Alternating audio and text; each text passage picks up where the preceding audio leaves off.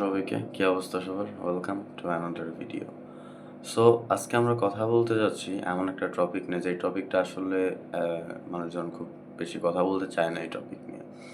টপিকটা এমন যে ধরেন যে আমরা অনেক ফ্রিল্যান্সিং স্কিল পারি, অনেকে ডিজিটাল মার্কেটিং পারি, অনেকে ওয়েব ডিজাইন পারি, অনেকে ভিডিও এডিটিং পারি।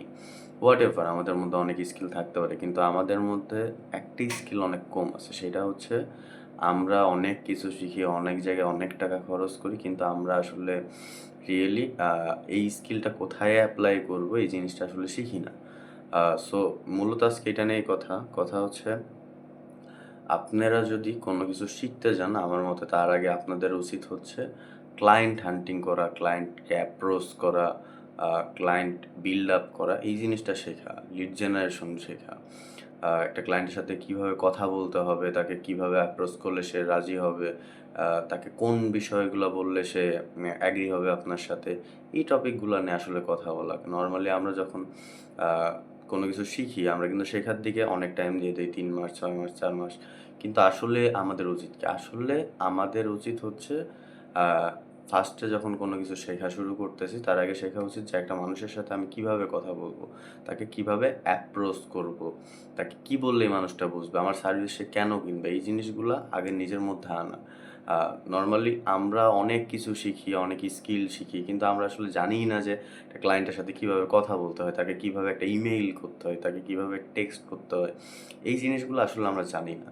সো আপনারা যারা ফ্রিল্যান্সিং শিখতেছেন বা আপনারা যারা নেক্সটে ফ্রিল্যান্সিং শিখবেন, তাদের কাছে একটাই রিকোয়েস্ট যে আপনারা আগে শিখেন যে কিভাবে ক্লায়েন্ট আনতে হয়, কিভাবে ক্লায়েন্টের সাথে কথা বলতে হয়। দেন আপনারা ফ্রিল্যান্সিং এ যেকোনো একটা স্কিল শিখেন। স্কিল শেখাতে এখন অনেকেই স্কিল শেখাচ্ছে। যেকোনো স্কিল আপনি শিখতে পারেন।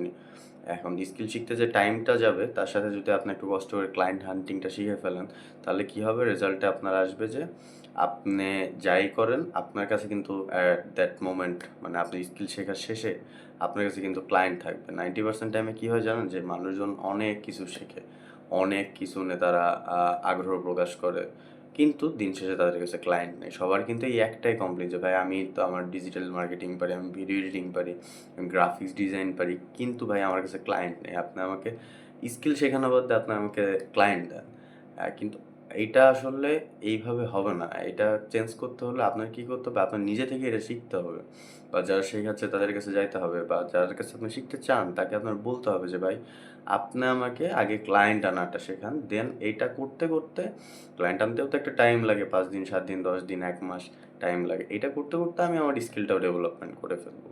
কারণ শুধু মার্কেট প্লেস ডিপেন্ডেন্ট হইলে, যেমন আপনার Fiverr, Upwork, People per Hour, এই টাইপ ডিপেন্ডেন্ট হলে কিন্তু আপনার আসলে বসেই থাকতে হবে। ক্লায়েন্ট কবে আসবে, কবে আপনার কাছে একটা মেসেজ আসবে, নোটিফিকেশন পাবেন আপনি খুশি হবেন। এই জিনিসটা আসলে কবে হবে এটার কোনো গ্যারান্টি তো নেই আসলে।